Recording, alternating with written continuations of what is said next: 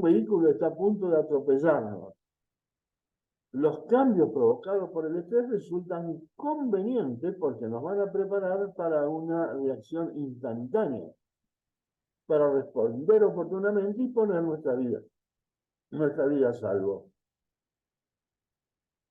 Muchas personas, en medio de situaciones de peligro, desarrollan una fuerza insospechada, saltan grandes obstáculos, realizan maniobras prodigiosas.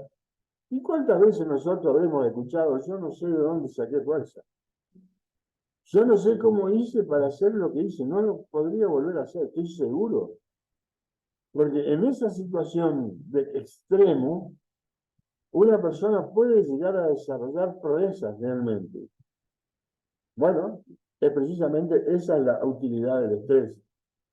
Poner a prueba toda nuestra capacidad de reacción para superponernos a una situación adversa. Yo tengo un video que el problema es el oírlo, como sucedió en el anterior. De todos modos, lo vamos a ver. Yo voy a poner todo el volumen máximo, ustedes también. Y si tienen auriculares, pónganse en auriculares. Igual yo pienso mandarle el link de este video por las dudas lo quieran ver de nuevo. Está muy, muy bueno. Vamos a poner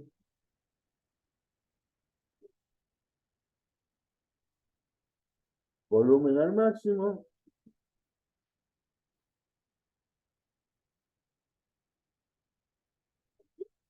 Atención.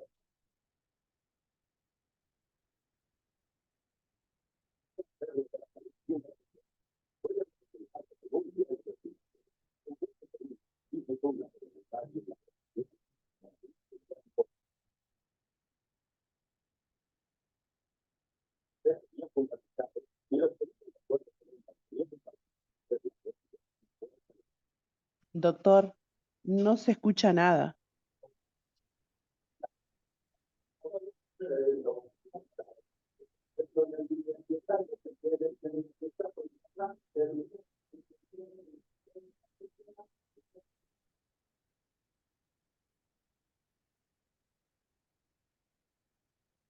Ahí se escucha.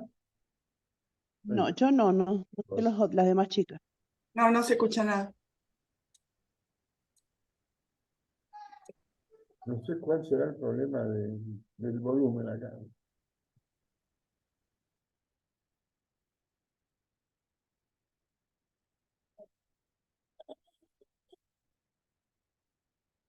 No, al revés, yo si pongo el coso, aunque ya se escucha por el parlante. A ver, voy a sacar la música.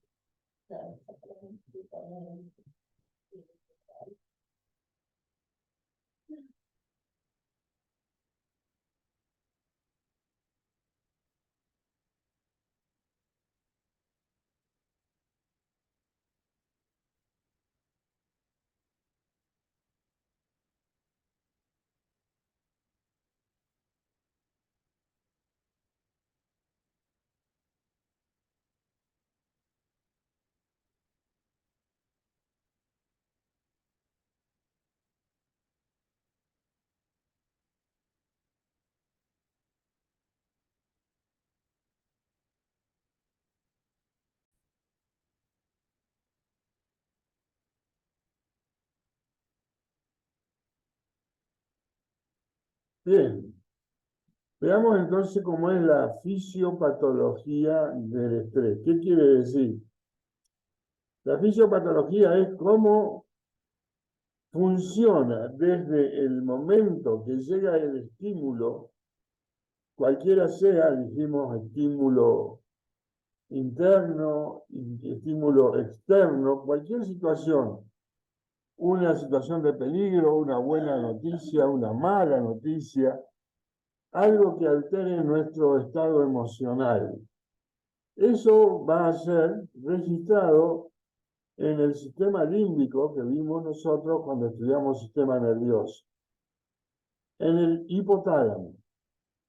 Ahí se van a producir una serie de factores de liberación hormonal que van a actuar sobre las glándulas suprarrenales y otras sobre el sistema nervioso autónomo. Y de ahí vamos a tener toda la sintomatología que nos produce este estado de estrés prolongado o distrés. Cuando estos factores de liberación desde la hipófisis actúan sobre las glándulas suprarrenales, vamos a tener que estas glándulas van a fabricar unas hormonas en gran cantidad, que si son mucha la cantidad, nos pueden provocar la muerte por un paro cardíaco, por un accidente cerebrovascular, por una hipertensión arterial. ¿Y cuáles son estas hormonas? Los glucocorticoides y la adrenalina y noradrenalina. En definitiva, toda esta sintomatología que nosotros vemos transcrita es lo que puede provocar la interrupción del estrés normal, es decir, la aparición de un distrés o de un estrés agudo o de un estrés prolongado. Nombremos algunas, las más frecuentes: psoriasis, alergias, fibromialgias, hipertiroidismo, cáncer, lupus, sangrado uterino, diabetes, esclerosis múltiple, impotencia, agorafobia, estrés agudo, ansiedad, trastornos obsesivos compulsivos, ataques de pánico, fobias sociales, etc. Porque ahí no se termina. Y la producción de adrenalina, que es realmente la peligrosa, así como es beneficiosa en los estados extremos, si esta se produce en mayor cantidad, puede provocar un paro cardíaco o un accidente cerebrovascular. ¿Por qué? Por hipertensión arterial, por derrame, por arritmias cardíacas, por estados anginosos, fibrilación, palpitaciones, trastornos vasculares, enfermedades autoinmunes y deficiencias inmunitarias. Y dentro del sistema nervioso autónomo, recuerden ustedes que el sistema nervioso autónomo era el sistema nervioso involuntario, que estaba dividido por el sistema nervioso simpático y el parasimpático. Este va a tener fundamentalmente actividad sobre los órganos vegetativos. Generalmente sí mencionamos acá los órganos del aparato digestivo. También puede ser respiratorio, cardíaco, renal, todo. Pero fundamentalmente en el sistema gastrointestinal, viendo como consecuencia de esto úlceras digestivas. Úlcera de duodeno, úlcera gástrica, colitis ulcerosa, anorexia, que es pérdida de apetito, colon irritable, bulimia, obesidad. Es más, ustedes dirán, ¿es necesario semejante cuadro? Bueno, lo que yo le quiero transmitir con este cuadro, si no le damos importancia a la alteración del estrés, y nos vamos a perder gran parte de la película. Fíjense la cantidad de enfermedades, inclusive en varias que pueden ser todavía más complicadas, provocadas por el estrés prolongado. O sea que siempre vamos a tener en cuenta esta situación de estrés prolongado. ¿Cuáles serían las consecuencias negativas del estrés, entonces? Y comportamental, excesos o menos, aislamiento social, adicciones, disminución del tiempo de ocio, tendencia a empezar muchas cosas sin poder terminarlas, físicas y enfermedades cardiovasculares o cerebrovasculares, afecciones cutáneas, gastralgias, es decir, problemas de estómago, lumbalgia, dolores de espalda, cefaleas, insomnio, trastornos sexuales. Entre las emocionales, nerviosismo, ansiedad, irritabilidad, enfado, ira, tristeza, apatía, inseguridad, baja autoestima, culpabilidad, soledad, y dentro de las mentales, dificultad para concentrarse y tomar decisiones, hipersensibilidad a las críticas, mayor tendencia a preocuparse, bloqueos y olvidos. Veamos cuáles son las consecuencias del estrés prolongado. Esto lo vamos a ver rapidito, una secuencia de diapositivas para tener en cuenta y darle importancia a esto, Y no como por ahí en algunos lugares yo he escuchado, no, es estrés nada más, como diciendo, está un poquito pasada de vuelta, no darle importancia. No, justamente es el comienzo de una cascada de complicaciones. Es acá donde tenemos que prestar atención, ya en los primeros cambios, en los primeros síntomas, y mucho menos decir, no, ya le hicimos todos los estudios, le hicimos todas las radiografías, le hicimos todo, pues me dijo que no tiene nada, que está estresada nada más. Bueno, no menospreciemos esta situación, ahí está el error, el no darle importancia a esta situación, porque si no lo resolvemos, la situación va a empeorar. Hipertensión arterial. Es bueno que lo tengamos presente como primera complicación. Tal es así, cuando vimos hipertensión arterial, vimos que no hay causa que provoque hipertensión. Entonces, sabiendo esto, ¿qué es lo que primero que pensamos en una persona que tiene hipertensión? ¿No tendrá un distrés? ¿No tendrá un estrés prolongado? ¿No tendría que averiguar sobre esa situación? Y seguro que sí. Problemas gastrointestinales, es lo que acabamos de decir. Desde úlceras de estómago, úlceras del duodeno, colitis ulcerosa, todos los trastornos, dispepsia, reflujo gastroesofágico. Hoy en día se resuelve todo diciendo que tiene hernia de hiato. Bueno, yo te diría que el 90% de las personas tienen hernia de hiato hoy en día. ¿Y cuál es el problema? Y comer apurado, comer rápido, pasa la comida sin masticar al estómago, el estómago no tiene dientes, por lo tanto no puede seguir masticando, y tiene que trabajar el doble. Cuando el órgano tiene que trabajar para lo que no está preparado, obviamente aumenta la secreción, se engrosan las paredes, no tiene contención y el jugo gástrico pasa al esófago, se quema el esófago y ahí está la famosa hernia de hiato. Es decir, ningún descubrimiento, nada aparte, no hay nada que hacer más que indicar que el paciente se tranquilice, un tranquilizante, que coma despacio, que mastique bien los alimentos y se soluciona el problema. Y si no, va a desembocar en una úlcera que la cosa es bastante peor. También hay una disminución del filtrado renal, con lo que quiere decir que va a haber retención de líquido. Si hay retención de líquido, aumenta la presión arterial.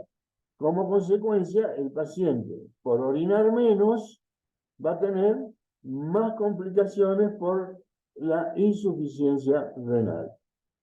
El insomnio, como síntoma, como síntoma, no asociarlo al insomnio como enfermedad. El insomnio como enfermedad hay que tratarlo, es una enfermedad.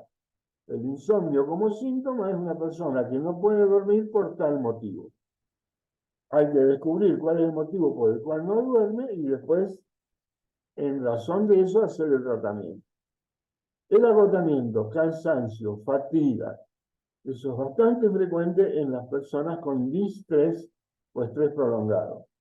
Alteraciones del apetito que pueden ir desde la anorexia, es la falta total de apetito, o la hiperorexia, que es el hambre exagerado, el apetito exagerado. Por eso las alteraciones en el apetito son muy frecuentes. Además, depresión, pero no depresión enfermedad, sino depresión síntomas, síntomas depresivos. ¿Qué más? Los famosos dolores de cabeza, que muchas veces no encontramos razones que lo justifiquen y desgraciadamente se le da poca importancia porque dicen, no, son los nervios, es una tensión, es un dolor tensional. Y bueno, no darle importancia es justamente el gran error. Esta cefalea, sea cual sea el origen, hay que tratarla porque el paciente tiene muy escasa calidad de vida. Y obviamente nosotros lo que tenemos que buscar es el bienestar en todas sus formas. Ya lo vimos cuando vimos dolor a esa historia. La indigestión es la persona que come y todo lo que come le hace mal. El sarpullido, lesiones de la piel muy parecidas a reacciones alérgicas. Y hay que tenerlo presente porque el diagnóstico de esto está asociado a un distrés Y a veces empezamos a pensar en enfermedades infecciosas y de otro tipo, y no, en realidad son originadas por el distrés.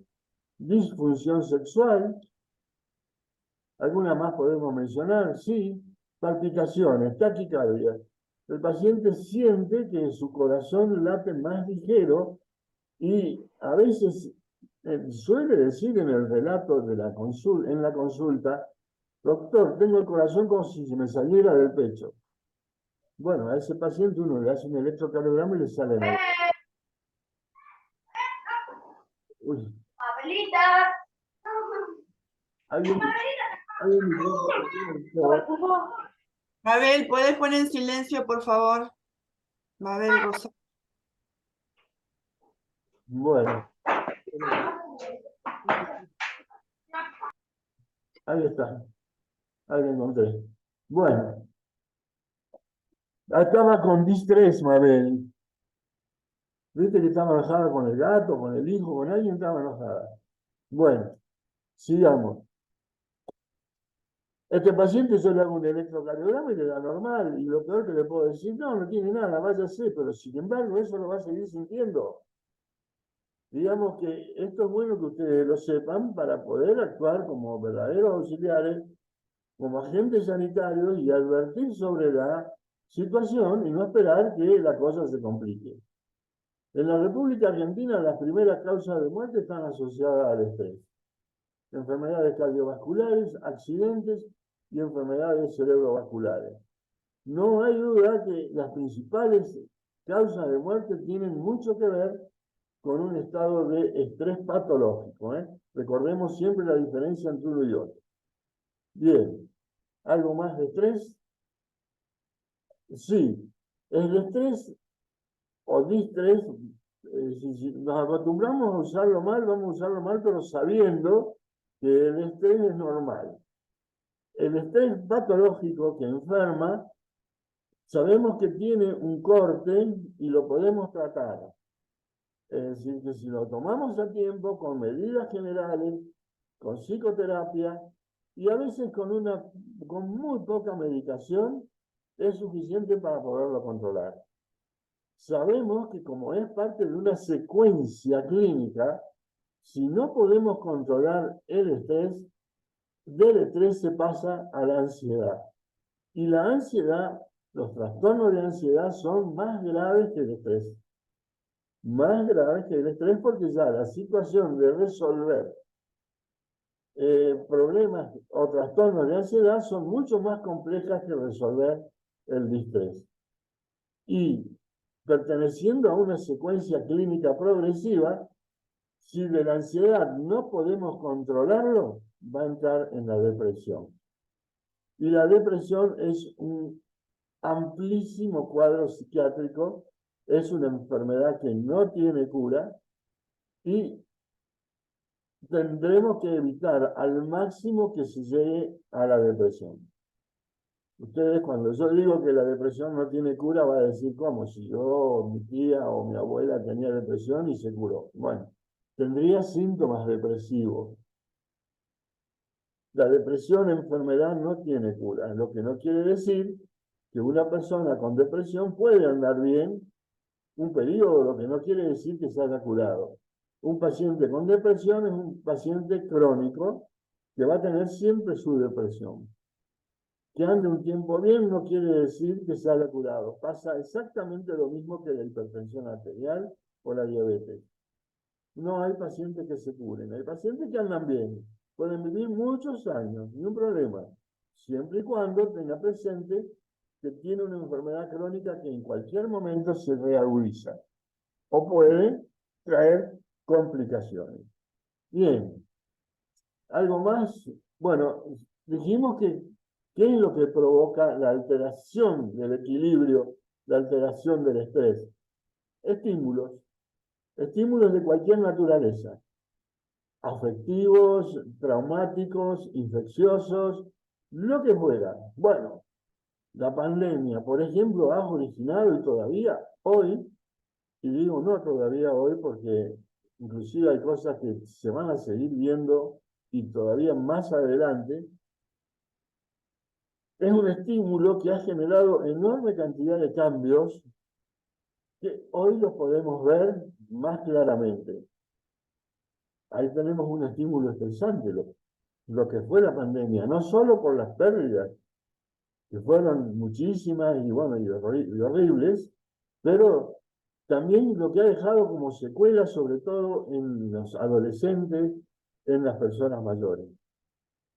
Estímulos estresantes de cualquier naturaleza. Estamos viviendo una situación social compleja, difícil, el dinero no alcanza, mucha violencia, mucha inseguridad. Bueno, son todos estímulos que alteran el estrés normal. Muy bien, todo esto llega primero que nada, ¿a dónde? A la corteza cerebral. Yo recuerden que en la corteza cerebral tengo mi inteligencia cortical. ¿Cuáles son las principales actividades? Pensar, razonar, sacar conclusiones, de inteligencia cortical. Pero eso pasa inexorablemente a través del sistema límbico, tálamo, hipotálamo, y decía la hipófisis. De la hipófisis se produce una hormona que se llama adenocorticotrofina hipofisiaria, que es la ACTH, que estimula a las glándulas suprarrenales para que estas glándulas suprarrenales fabriquen las hormonas que me van a tener que ayudar para solucionar este problema. ¿Cuáles son? Los corticoides, la aldosterona, la adrenalina y no la adrenalina. Estas hormonas son las que me van a producir la energía que yo necesito para adaptarme a una situación compleja. Quiere decir, ¿quién me saca a mí de mi distrés? ¿Quién me saca a mí de mi estrés patológico? Una pastillita, el médico, un amigo, una palmeada en el hombro, vamos arriba que todo se va a solucionar. No perdamos el tiempo. La única persona que se puede ayudar es uno mismo. En el estrés estoy hablando. En el distrés estoy hablando. En el estrés alterado. ¿Por qué? Porque yo soy la persona encargada de fabricar las hormonas que me van a dar la energía que necesito para recuperarme. No me la va a dar ni Action, ni PF, ni Shell, ni ninguna, ni Puma. No hay medicamento, no hay nafta, no hay nada que me pueda dar esa energía. Esa energía la fabrico yo. Por eso es tan importante tener presente y trabajar sobre la autoestima, sobre mis valores, sobre lo que yo soy capaz de hacer, de lo que yo puedo brindar. Si soy auxiliar de salud, tengo que estar trabajando permanentemente con el mal ajeno, por lo cual exige que mi autoestima esté intacta, que yo pueda responder, que yo sea capaz de fabricar mis hormonas. ¿Qué hormonas? Los corticoides, la aldosterona, la adrenalina, no la adrenalina, en cantidades suficientes que me permitan adaptarme. Adaptación. ¿A qué? A cualquier clase de estímulo. A cualquier clase de estímulo, al que venga. Y sí, tengo que ser más fuerte que nadie. Hay pérdidas que son terribles, pero alguien va a tener que interceder, alguien va a tener que aceptarlas y alguien va a tener que trabajar sobre esas pérdidas. Bueno, soy un auxiliar de salud, soy un acompañante, soy el cuidador domiciliario, lo que fuere. Tengo que tener la capacidad suficiente y esa energía, ¿quién me la va a dar? Yo mismo. A partir de que lo conozco, al enemigo hay que conocerlo. Aunque no le ganemos la pelea al enemigo, si lo conozco, estoy sabiendo con quién peleo. Si desconozco al enemigo, nunca voy a conocer contra quién estoy peleando. Y seguramente voy a perder siempre. Bien, este cuadrito, que a mí me encanta porque lo hice yo, me lo robaron los españoles, pero bueno, no importa. No tengo forma de quejarme. Pero esto es re fácil de entenderlo, por eso le tengo tanto cariño. Tenemos un primer paso de lo que es la fase adaptativa, que es la cuestión adrenérgica. Si yo en este momento, o cualquiera en este momento, siente una explosión, ¿qué va a hacer? Todos sabemos qué vamos a hacer, ¿no? Pero un susto. ¿En qué consiste ese susto? Y algo que nos activa de una forma inmediata. ¿Eso qué es? Un golpe de adrenalina. El organismo se prepara para ver qué pasó con esa explosión. O que estés comiendo tranquilito en un picnic, unos sanguchitos riquísimos y aparezca un chancho.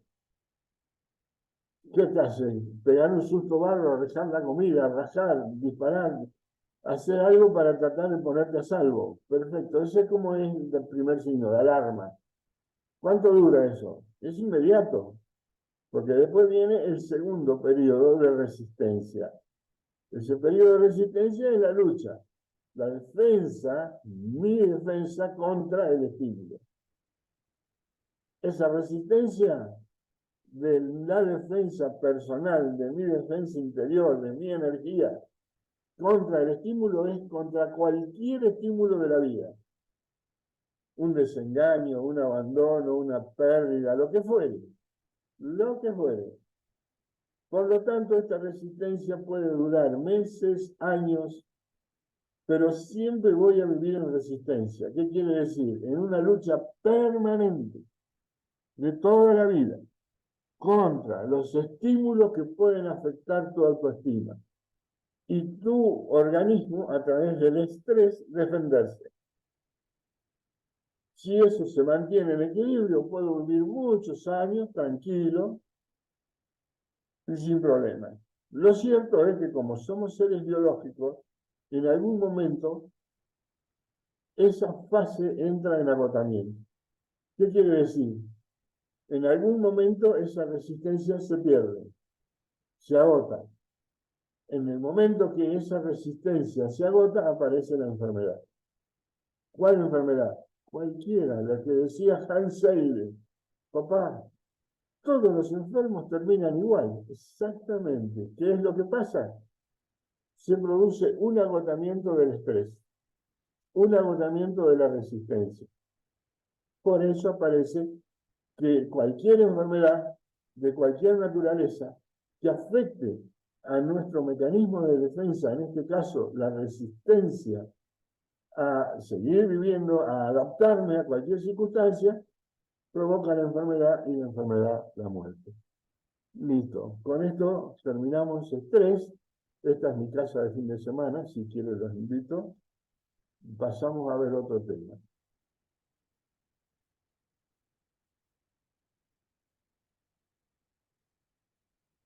Pasamos a ver ahora trastornos de ansiedad.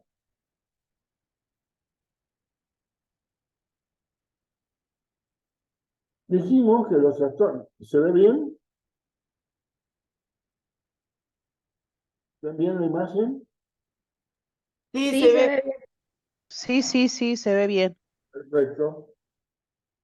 Bueno, pasamos a trastornos de ansiedad. ¿Quieren hacerme alguna pregunta de estrés antes de empezar con esto?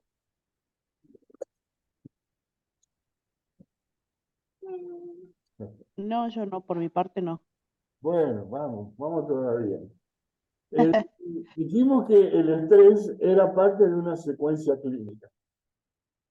Está bien la diapositiva, bien grandota. Estrés, trastorno de ansiedad y depresión.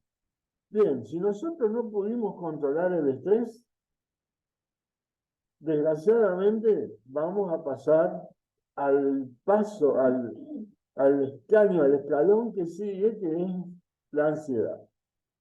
Es bueno saber que la ansiedad también es como el estrés. Es normal. La ansiedad es normal. Que quede claro, el estrés también es normal. El problema es cuando se altera, cuando se enferma, cuando hay un disturbio, cuando hay un trastorno que altera la normalidad. La ansiedad es normal cuando no es excesiva y esta tiene carácter adaptativo. Sirve igual que el estrés para movilizar las defensas del organismo, es la base del aprendizaje, de la motivación y para obtener placer y evitar el sufrimiento. Digamos que esa ansiedad normal la tenemos todos afortunadamente. El tema es que cuando esa ansiedad se transforma en intolerable, en una situación difícil de controlar. Podemos diferenciar cuál es la ansiedad patológica y la ansiedad normal. Vamos a ver la patológica únicamente, la normal obviamente no la vamos a ver porque si es normal es la que todos tenemos. En la patológica la intensidad es muy alta y desproporcionada a la situación. La duración es larga o recurrente. La preocupación con la ansiedad en la patológica, sí. Estoy preocupado, el paciente está preocupado por lo que le pasa. Calidad de experiencia en la patológica, desagradable, incapacitante, y efectos en la conducta y el funcionamiento diario, a medio plazo, cambios en el funcionamiento y en la conducta. Ustedes ven que la ansiedad patológica sí me trae problemas y bastante serios. ¿Cuáles son los trastornos de ansiedad que debemos saber nosotros? ¿Cuáles son los que vamos a encontrar habitualmente en nuestra tarea? No importa que sepamos qué hacer en cada una de ellas, por lo menos individualizarla y saber que existen varios y no una sola. Son trastornos de ansiedad generalizada, trastornos de pánico, que lejos es el más, por decirlo, famoso, la fobia social, fobias específicas, el trastorno obsesivo compulsivo, también conocido como TOC, el trastorno por estrés agudo y el trastorno por estrés postraumático. Estos son los trastornos de ansiedad que debemos identificar porque son los que habitualmente se ven y hoy, afortunadamente, tenemos cierto control, ya se sabe bastante sobre el tema, y afortunadamente con la aparición de los ansiolíticos en la década del 80, hay enorme cantidad de posibilidades de tratamiento. ¿Cómo es el tema de la ansiedad? ¿Cómo se desarrolla? Tenemos un circuito de la ansiedad anticipatoria, se llama. Quiere decir que nadie va a tener una ansiedad de un día para otro, de un minuto para otro. Cierto que sí, tiene que haber siempre un estímulo amenazante, una situación que es la que va a provocar los síntomas. Los síntomas son la alarma, son el aviso, son la sirena, algo está pasando, algo va a pasar, algo está por pasar. Y en el ansioso, esta situación de síntomas arde, urge, el ansioso se pone mal, de ahí que la consecuencia es el miedo. El denominador común en toda la clasificación que vimos es el miedo. El paciente tiene miedo. Y por más que nosotros le digamos, no, chastonzo, que esto que no pasa, tiene miedo y va a seguir teniendo miedo. ¿Por qué? Porque los pensamientos en el paciente con trastorno de ansiedad es un pensamiento catastrófico. No solo piensa que le puede pasar a él, sino que le puede pasar a alguien, a otro, a un ser querido, a otra persona. Y es imposible sacarla de ese pensamiento porque es recurrente y lo vuelve a pensar y lo vuelve a repensar y establece un malestar generalizado en todo el entorno. Repetimos hasta acá. Estímulo amenazante, cualquiera, un trueno. Bueno, ya se imagina que se va a desmoronar todo, se va a caer la casa, se va a inundar. Pensamiento catastrófico. Una persona que no tenga una ansiedad patológica, por supuesto que no le va a pasar esto. ¿Está claro? Bien. ¿Cuál es el denominador común de todos los trastornos de ansiedad? El miedo. Y en muchos casos, no sabe el miedo a qué. No puede explicar por qué tiene miedo. ¿Miedo a qué específicamente? ¿Qué cosa le produce miedo? Tal es así que tiene miedo a tener miedo, porque ya se está pensando, se está sintiendo mal, porque le va a dar miedo. ¿Miedo a qué? No sé, pero me va a dar miedo. miedo al miedo. ¿Y eso qué es lo que origina? Y empieza a originar en forma inmediata conductas evitativas. Mejor no voy, mejor me quedo, tenés la valija preparada, tenés todo listo para salir, no, yo no voy. Bueno, ni con la policía hacer salir a esa persona, porque es un pensamiento que la retrae. Para darle un ejemplo clásico, yo a veces lo digo, pero porque es llamativo. Yo tuve una paciente que tuvo 2 años sin salir de la casa. ¿Por qué? Y tenía miedo de salir de la casa. Con tratamiento, con medidas generales, con psicoanálisis, con toda la historia, después de 2 años logró salir hasta la puerta de entrada del jardín. Entonces, no es tan sencillo como el estrés, ¿no? Están viendo la diferencia. Esas conductas evitativas son muy arraigadas, son muy profundas y muy difíciles de poder controlar. Más allá de las grandes posibilidades que tenemos hoy con la terapia cognitiva comportamental y con los ansiolíticos, que nos dan una mano tremenda y bueno, que hasta podemos decir que el trastorno de la ansiedad se cura. Entonces, ese es el círculo que una vez llegado a las conductas evitativas, refuerza los síntomas, aumenta los pensamientos catastróficos, aumenta el miedo, y este círculo sigue a la cual le tenemos que dar un fin. Bien, dijimos que todos los trastornos de ansiedad, todos tienen como eje, como principal síntoma el miedo. El miedo. Bien, como todos tienen el mismo síntoma, todos tienen el mismo tratamiento. Por lo tanto, es bueno tener presente que para cualquier trastorno de ansiedad es indispensable la psicoterapia. Y acá no se trata de creer o no creer, porque muchos dicen, yo no creo en los psicoanalistas. Bueno, no importa, no es un aparecido, es una ciencia en pleno desarrollo. Ya con Freud empezó el psicoanálisis y hoy no lo podemos negar. Pero bueno, hay personas que se niegan hasta último momento y bueno, y tienen trastornos de ansiedad y sin psicoterapia no van a andar. Y es bueno saberlo, insistir en este tema, porque dice, a mí no me van a curar las palabritas y aparte no estoy loca o loco. Nadie le está diciendo ni que está loca ni loco, ya lo vamos a ver después en una historieta rápidamente a lo que yo estoy diciendo. Sabiendo que la vía del eje del tratamiento de la psicoterapia, pues entonces la pregunta es, ¿qué es psicoterapia? Lacan, la psicoterapia breve de corte dinámico, cognitiva o comportamental. Lógicamente que no podemos utilizar el psicoanálisis tradicional de Freud en los pacientes con trastornos de ansiedad porque lo terminamos de liquidar en su circuito y en su amenaza ansiosa. Porque encima que tiene tremendos problemas con el miedo actual, no podemos reflotar los conflictos y miedos anteriores. Entonces, por eso es este tipo de psicoterapia la que la va a sacar a flote.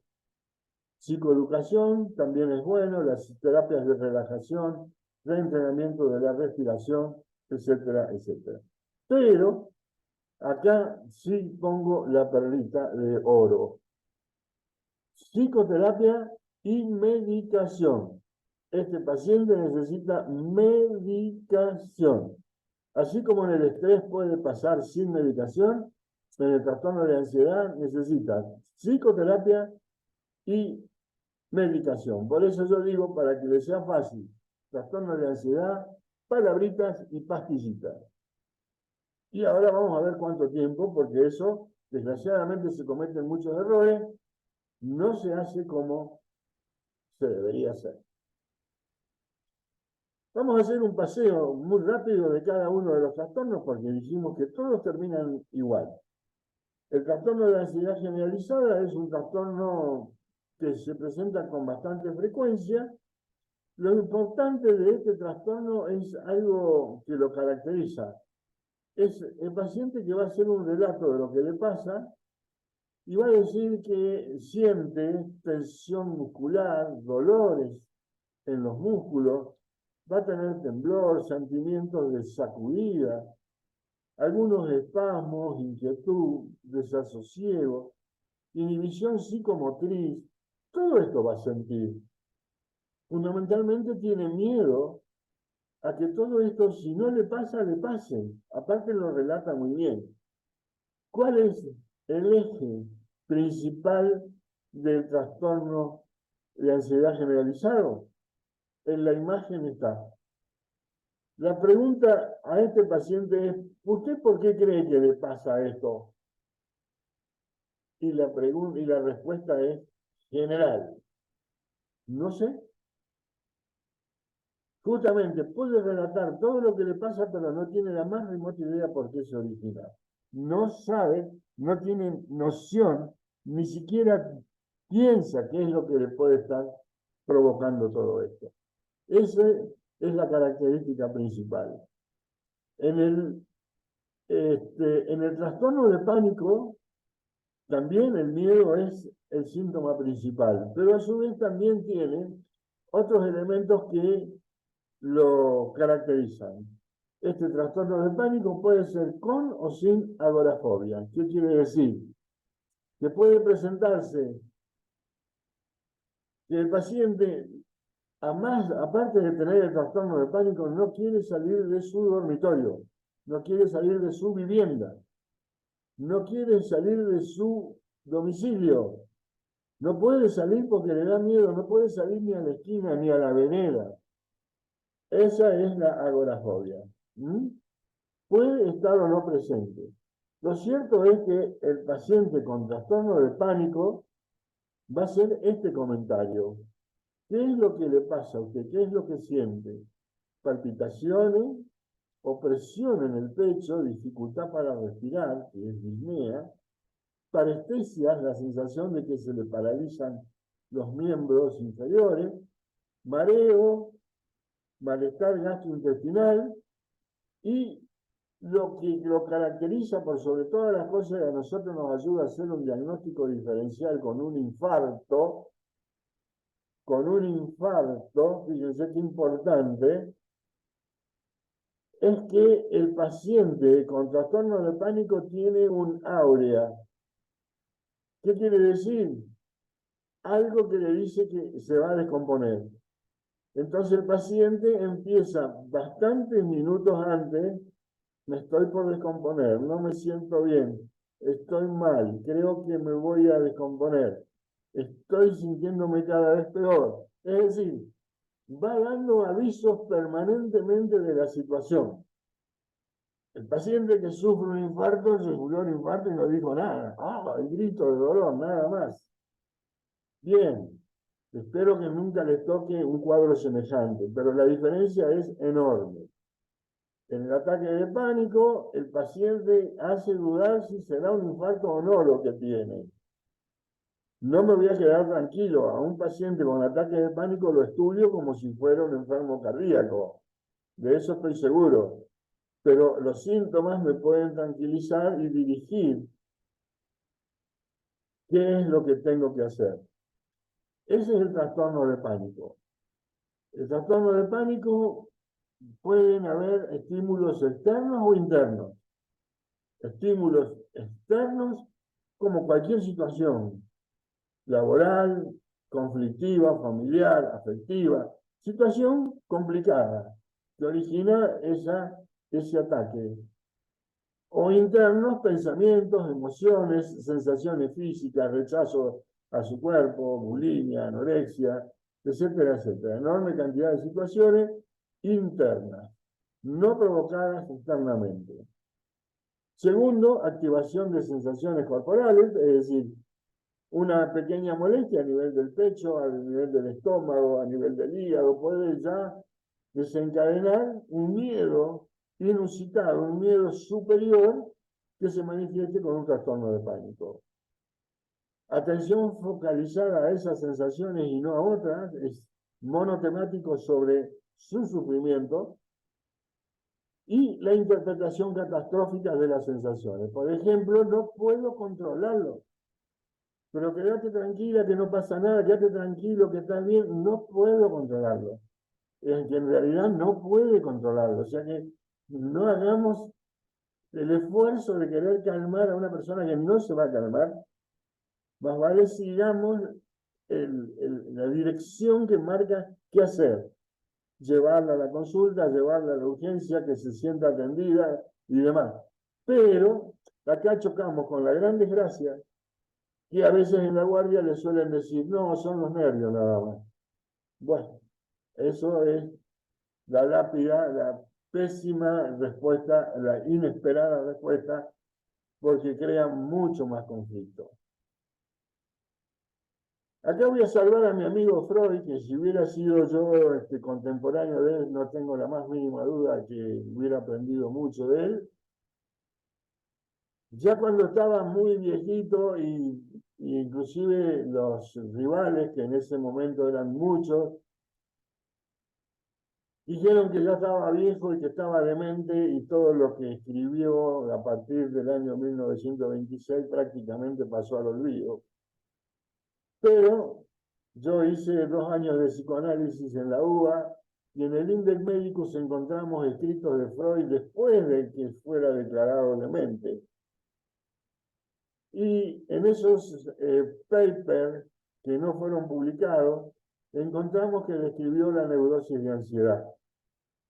Bueno, si Freud era mi elegido a partir de esto, con más razón.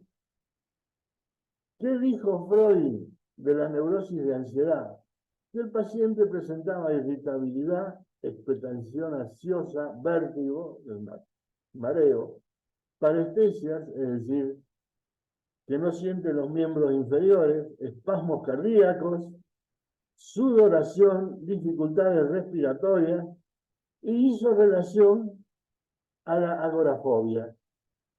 Lo mismo. Esto no fue estudiado ni escrito por ninguna parte porque son trabajos no publicados. No obstante, remata el trabajo diciendo que su teoría psicoanalítica no servía para esta patología, para la neurosis de ansiedad, y que sí va a actuar sobre neurotransmisores, que no dijo neurotransmisores, escribió sobre sustancias químicas que hay en el cerebro, dentro de 40 años se van a descubrir.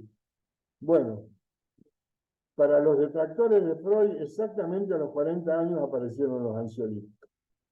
Quiere decir que durante 40 años todas las personas que sufrieron de trastornos de pánico, ninguna tuvo tratamiento hasta que aparecieron los ansiolíticos. Y por supuesto, sí, cuando apareció el psicoanálisis de Lacan, como psicoterapia específica, funcionó. Pero los pacientes no conseguían la conformidad total. Dejemos de lado mi admiración por Freud y vayamos a esta historieta, muy interesante. No nos perdamos detalles. Muchas gracias por considerarme, pero ya acepté otro trabajo. Esto dice Mónica mintiendo porque pone fin a esa conversación y llorando se va a su habitación. Quiere decir que los ataques de pánico se han apoderado de su vida, de la vida de Mónica. Más tarde, ese mismo día, se pone a mirar una película con la hermana. Mira, Mónica, van a dar una buena película. En el medio de la película, Mónica empieza con la historia a relatar que se está por descomponer, que le está sintiendo mal, que le está doliendo el corazón. Por supuesto que la hermana no vio la clase mía ni estudió nunca nada de ataque de pánico, por lo tanto no sabe lo que le pasa y le dice, Mónica, ¿qué te pasa? Se empieza a preocupar, seriamente, porque da para preocuparse seriamente. Entonces la lleva al hospital, a la consulta. Y Mónica se siente mal realmente, a tal punto que dice, Susana, no sé, yo sé que me voy a morir, por favor, dile a mamá y a papá y a abuelita que las quiero mucho. ¿Qué dice Susana, la hermana? Y tal vez se esté muriendo de verdad, porque efectivamente el cuadro es muy parecido a un infarto. Por suerte, en el hospital es atendida por un médico que le dice: parece que lo que tienes es un trastorno de pánico, una condición común que puede empeorar si no se trata. Está clarito. Necesitarás tratamiento profesional para controlarlo, tal como lo harías con cualquier otra enfermedad. Perfecto, este médico me lo mandó Dios. Tiene que tratarse como cualquier otra enfermedad, no es una enfermedad de los nervios, no tiene nada, está todo bien. No está todo bien, no está inventando. Quien sufrió alguna vez un ataque de pánico va a coincidir conmigo. No se está haciendo la artista, sientes exactamente eso. Lo peor que puede haber es no darle importancia. En la sala de emergencia le dice que los exámenes que revelan que tu corazón está bien. Me gustaría hacer algunas preguntas acerca de los que has sentido últimamente. ¿Cuál es el miedo de Mónica? A morirse. Obviamente, ¿por qué? Porque lo que siente es real. O sea que la duda de ella es: ¿me voy a morir? De regreso a casa van conversando y Susana dice: Mónica, debes hacer una cita inmediatamente con un especialista de salud. Susana dice: no, me estoy volviendo loca y no iré a ver ningún especialista. Exactamente todos repiten lo mismo. Yo no estoy loco, yo no voy a ir al psiquiatra ni al psicólogo, porque no estoy loco. Nadie le dice que está loca. Por otra parte, lo que está orientándolo a una psicoterapia. No necesariamente un loco hace psicoterapia. Los mismos terapeutas hacen psicoterapia. Bueno, afortunadamente tiene lo que más se necesita en estos casos: apoyo familiar. Sí, estoy de acuerdo, Mónica, es importante que le hagas caso al doctor. Dice el papá, y la mamá debe seguir las recomendaciones del doctor Mónica. Con apoyo familiar es distinto, porque es muy distinto cuando en la casa le dicen: ya te hicieron todos los estudios, te dijeron que no tenés nada, dejá de molestar con eso. Bueno, se imaginan, pónganse un poquito del lado de Mónica, a ver empatía, a ver qué hacen ante esas circunstancias. Si no tienen nada, es más, ya que he ido a ver, no sé la cantidad de médicos, porque también sucede eso. Peregrina de un consultorio a otro buscando que alguien le solucione el problema cuando todos le dicen lo mismo. Llegado el momento oportuno, Susana llama a la clínica de salud mental y le dice: me gustaría hacer una cita para mi hermana. Creemos que quizás esté sufriendo de trastorno de pánico. Echa pedido de turno en la clínica de salud mental. Lo más importante para Mónica es que ni se va a morir ni que está loca. La terapeuta le dice: no, no estás volviéndote loca, basado en lo que hablamos y en tus síntomas, es claro que lo que sufres es un trastorno de pánico. En un encuentro familiar, fíjense que hay una perlita imperdible.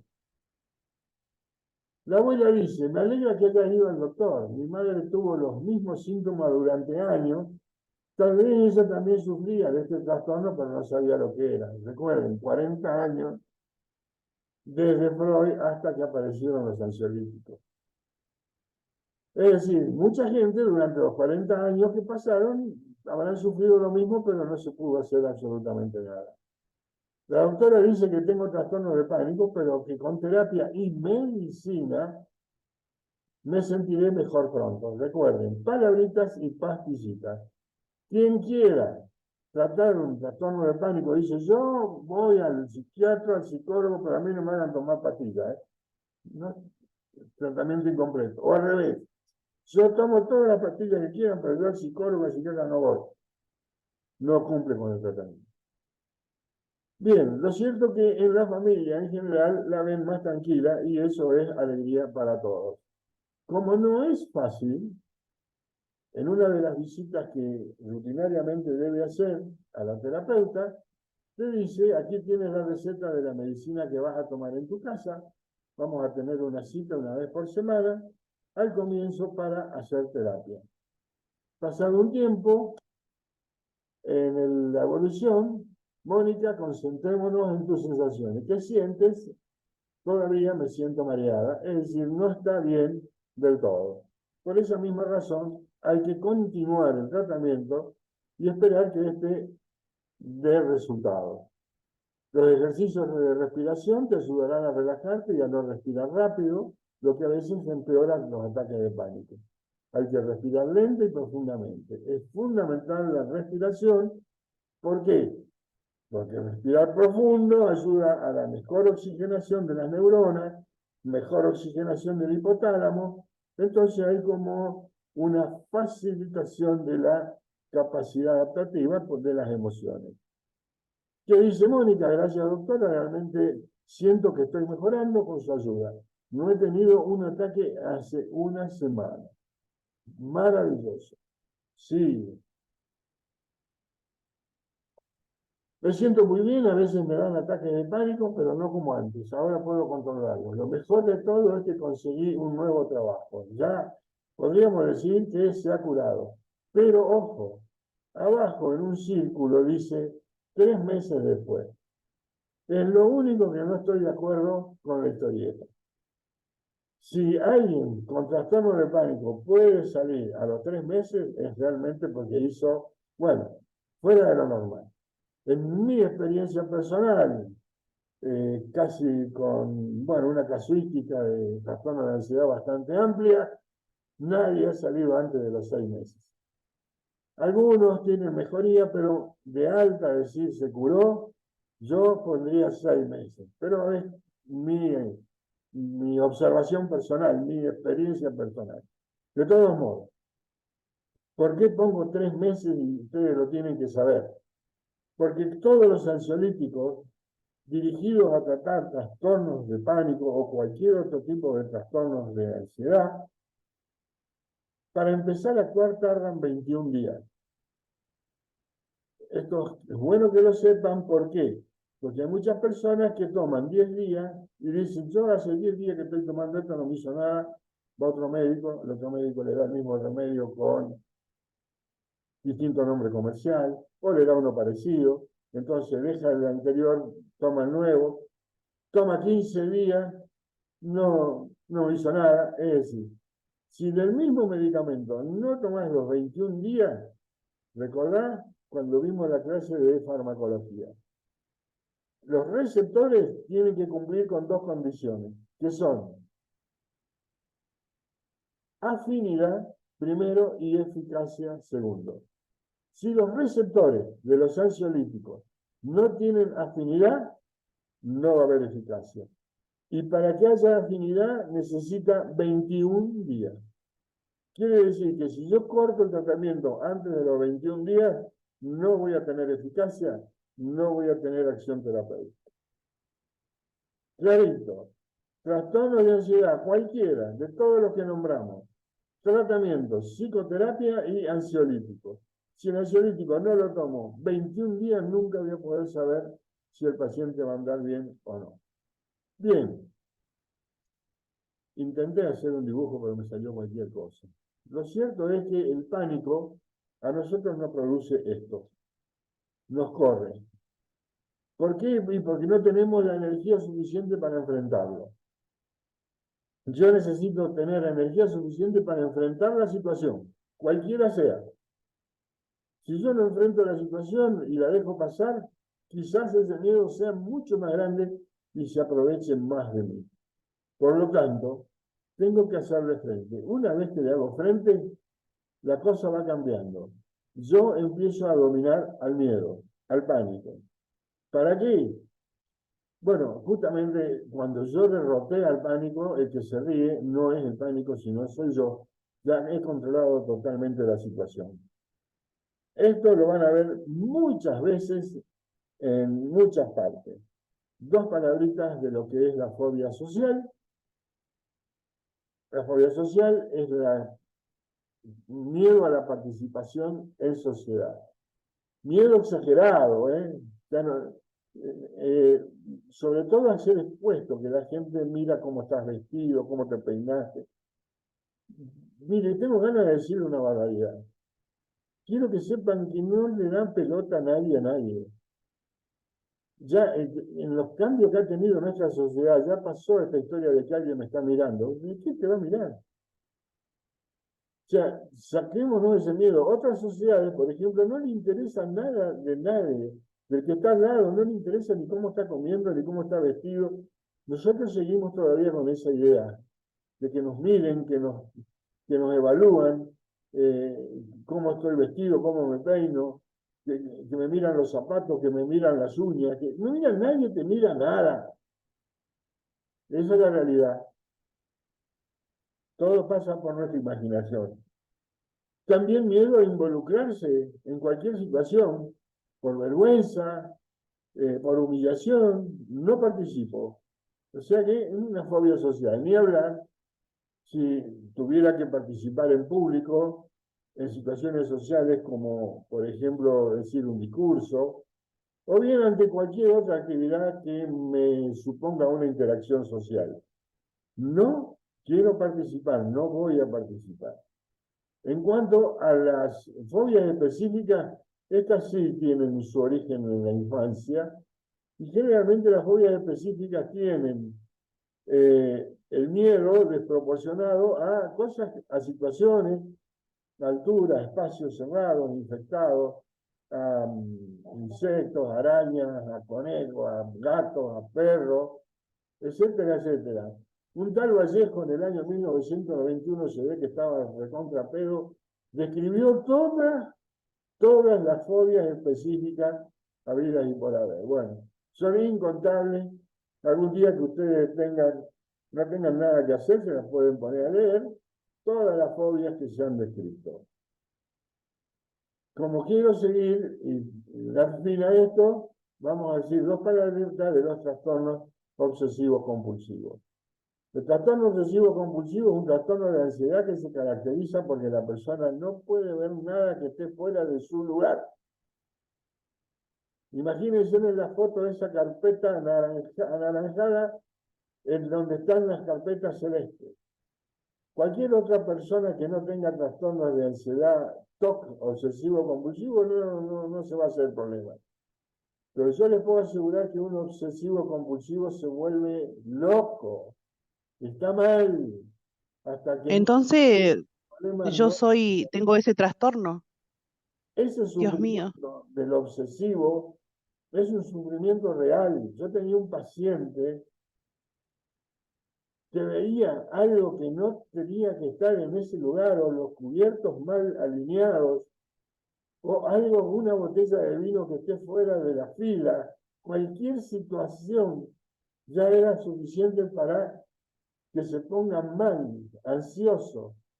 Y porque algo va a pasar. ¿Por qué? Porque eso no está en el lugar que corresponde. Y yo decía, Sí, a mí me pasa. Y me pasa cuando pongo la mesa. es lo que yo sufro.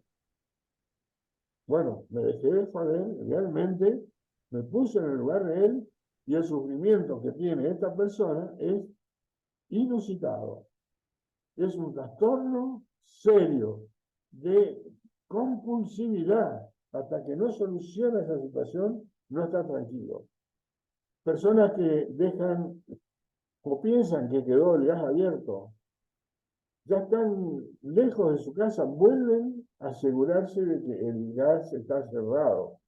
Es más, vuelven a abrir, vuelven a cerrar, prenden la cocina. Bueno, así todo. Cuando llegan a la puerta, digo, ¿lo habré cerrado o lo dejé abierto? Bueno, ustedes van a decir que exagerado, doctor. No, es así, tal cual. O que dejó la puerta del placar abierta. Bueno, dígame usted cuál es el problema. Bueno, pero están todo el tiempo pensando que dejó la puerta del placar abierta. Las señales del trastorno obsesivo compulsivo de la personalidad son pensamientos y miedos inoportunos y llenos de ansiedad, como el miedo a los gérmenes, comportamientos rituales, etcétera, como lavarse las manos, limpiar los bordes de la puerta. Yo he visto personas que entran al banco y patean de abajo el vidrio. ¿Por qué? Porque el vidrio está todo marcado con los dedos de las demás personas que han entrado al banco, pero no tocan ahí, o si no, con el pañuelo empujan la puerta. Y realmente son personas obsesivas. ¿Cuál es el círculo vicioso que tenemos en el obsesivo compulsivo? Las obsesiones que generan ansiedad, tal cual. Entonces los lleva a realizar rituales compulsivos. Y esos rituales compulsivos de alguna manera alivian temporalmente, porque no solucionan absolutamente nada con respecto a su trastorno. Obviamente, hay que tener presente que como todos los trastornos de ansiedad, el principal síntoma es el miedo. El miedo a que algo pase, ¿por qué? En este caso, porque no cumple con su rutina diaria, con su orden diario, con su compaginación de la vida diaria. Sufren ideas obsesivas incesantes todo el tiempo, cruzan los pensamientos por la necesidad de realizar rituales inútiles o ambos a la vez. La obsesión puede tomar la forma de una repetición sin fin en la cabeza del paciente con números o partes de canciones, estribillos, y muchas veces que lo solemos ver en personas, en niños y en personas adultas, que estamos en conversación y de pronto está como pensando en otra cosa y evidentemente está obsesionado o por algo que vio que no corresponde al lugar, o bien en un pensamiento intrusivo de algo que le pasó hace unos días y no puede sacárselo recurrentemente de la mente. O sea, vuelve y vuelve otra vez y vuelve otra vez. Bueno, obviamente que eso determina y termina siendo algo realmente que lo hace sufrir. La obsesión de la limpieza, como vimos, al orden, de distintas formas, cortando el pasto con una tijerita, el exceso de la limpieza, el orden en las bibliotecas. En el niño podemos observar cuando acomoda sus lápices, los soldaditos, los cochecitos, es decir, podemos hacer el diagnóstico precoz que se trata de un síndrome obsesivo-compulsivo. El trastorno por estrés agudo, el nombre lo dice, es una situación aguda, una enfermedad, un accidente, una situación que urge una respuesta inmediata, como puede ser una agresión en la calle, una catástrofe, un accidente, el descubrimiento de una enfermedad grave, una mala noticia. Es exactamente lo mismo. Miedo ante esa situación aguda de agravamiento, lejos de pensar de que se va a solucionar o que podemos hacer algo, que están haciendo algo, no. Sus pensamientos, ¿cómo van a ser? Catastróficos. Va a tener miedo. Y va a empezar ya con las conductas evitativas. No, yo así no lo quiero ver, no me lo imagino. En fin, todo el mismo cuadro que vimos al comienzo, porque todos los trastornos tienen el mismo perfil. Y el trastorno de estrés postraumático, le voy a dar un espacio especial por una situación que pasó realmente y bueno, le vamos a dar el valor que tiene real. Estas son imágenes de Cromañón. Cromañón, como ustedes saben, fue una confitería bailable donde se prendió fuego porque tiraron bengalas y no tenían forma de salir y hubo más de 90 y pico de muertos. Un desastre, una catástrofe de las peores, que yo recuerde por lo menos toda gente sana, toda gente joven, las mismas imágenes que no, mejor no verlas, pero bueno, suceden en la realidad. Todo esto provoca, más allá del miedo normal de todos los trastornos de ansiedad, en el estrés postraumático ese miedo es mayor. Ya utilizamos la palabra horror, ya es una situación extrema y que se produce, desgraciadamente, en este estrés postraumático, una situación que se llama flashback. Ese flashback es la repetición exacta de lo que sucedió, de ese estrés tremendo, gravísimo, que tuviste que vivir, que tuvo que vivir esa persona, para que en algún momento vuelva a tener una reiteración exactamente igual a lo que le provocó ese pánico. A eso se le llama flashback. Un ejemplo chiquito y las dejo tranquilas. En Cromañón, precisamente, hubo 5 personas que fueron seguidas, quizás muchas más, pero 5 fueron notables porque fueron 5 personas las que después del desastre, de la catástrofe, intentaron suicidarse. De las 5 personas que intentaron suicidarse, 2 se salvaron. Una se tiró de un 3er piso y cayó, lo frenaron los follajes de un árbol y cayó sobre el techo de un auto. Y bueno, afortunadamente pudo salvarse. Otro se tiró al vacío en el edificio y en Buenos Aires, no sé si en Buenos Aires o en todos lados se usará igual, se han puesto unas redes piso por piso, yo digo contra los roñosos. En realidad sí, es así, porque mucha gente tira por la ventana una cáscara de manzana, cualquier cosa, cigarrillos, lo que fuere, tira por la ventana y bueno, esas redes sirven para atajar que la mugre no vaya a parar todo al piso de abajo. Entonces, como se tiró al vacío, las redes fueron frenándolo hasta que cayó sobre las chapas de una especie de galerito que tenía en una parrilla el habitante del primer piso, de la planta baja, mejor dicho. También se salvó y los otros fallecieron. En realidad, el número no es abundante como para sacar conclusiones, pero sí son extremadamente notables. Del seguimiento que se estaba haciendo en los chicos salvados, estos 5 chicos habían dejado el tratamiento. Abandonaron los ansiolíticos. No los tomaron más. 2 de los 5 que sobrevivieron comentaron exactamente lo mismo. Ellos en ningún momento quisieron suicidarse. Ellos, los 2, se fueron de la catástrofe, dispararon al fuego, a los ruidos, a los gritos, a los llantos, a la desesperación vivida, al estrés postraumático. Los 2 tuvieron episodios de flashback.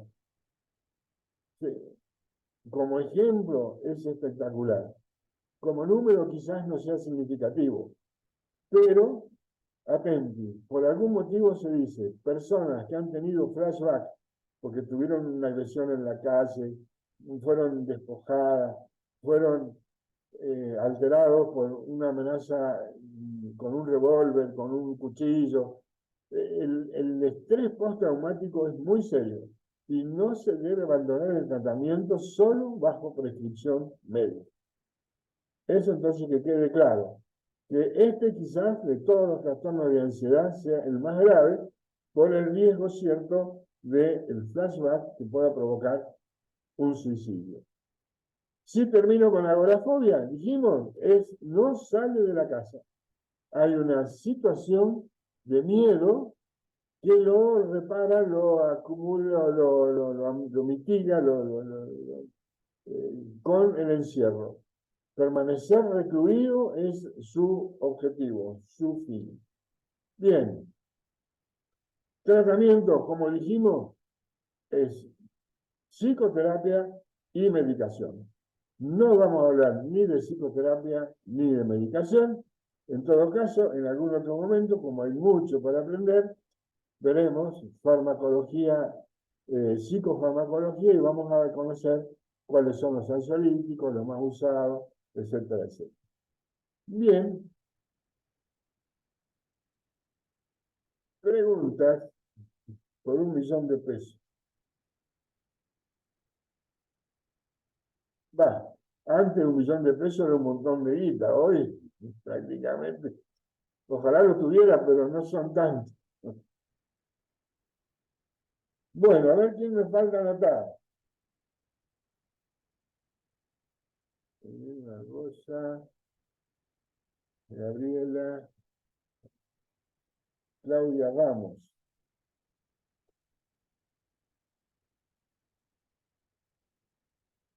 María Ramos, Aguilar, Moya, Carolina. Está, Carolina está. Isabel Rosales.